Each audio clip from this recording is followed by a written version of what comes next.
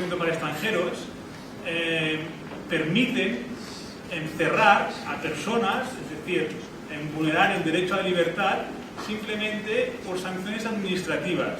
La gente que está cerrada en el centro de internamiento no ha cometido ningún delito, simplemente está cerrada, está vulnerándose su derecho a la libertad simplemente por sanciones administrativas.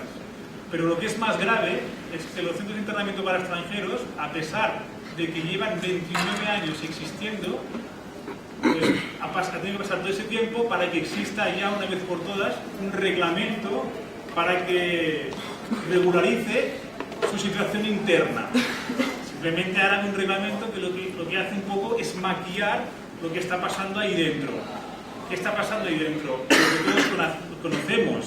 Ahí, por ejemplo, no pueden entrar solamente Policía Nacional, no pueden entrar asistentes sociales, no pueden entrar ONG, es como un limbo, no se sabe realmente lo que está pasando ahí dentro. Porque estamos, digamos, en un Estado y una discriminación especial completamente legalizada, que es la ley de extranjería.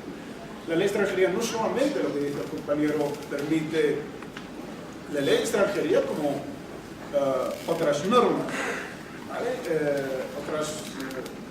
Y me refiero exactamente, me limito a lo que es la ley de extranjería. La ley de extranjería no te permite estar con tu padre hasta que no tengas 65 años, con tu madre.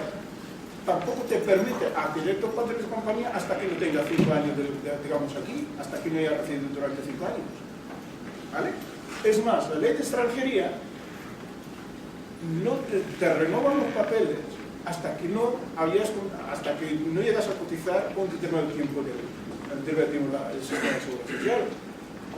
Es decir, hay un conjunto de cosas, digamos, de discriminación legal, negativa, no positiva, que pues, el legislador ha adoptado así y nosotros, bueno, los inmigrantes, sobre todo la gente que viene de otro país, lo debe cumplir. Y no hablamos del derecho de voto, que es fundamental, es decir, que es otro que también está. Porque es el derecho de voto el que realmente puede completar lo que es el ciudadano en plena, digamos, ciudadanía. Lo que está pasando de la ley de extranjería actual está inspirada en una cosa que le han llamado muchas organizaciones de derechos humanos, incluso la Amnistía, le han llamado la directiva de la vergüenza. Es una directiva europea que salió en 2008.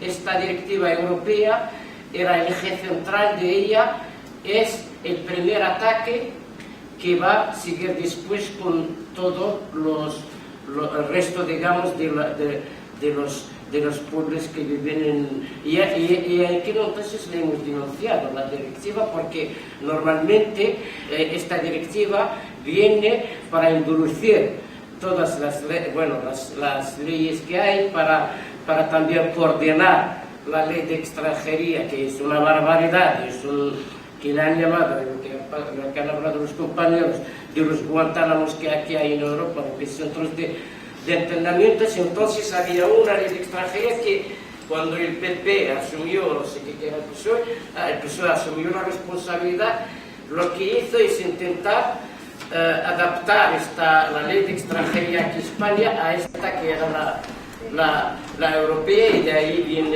viene el ataque que era, digamos, el primer golpe que va a recibir, yo digo, los pobres de este país. Cuando el ciudadano de Tarrasa o la ciudadana cree que la actuación que ha hecho el ayuntamiento no es correcto, entonces es cuando se abre el proceso de queja.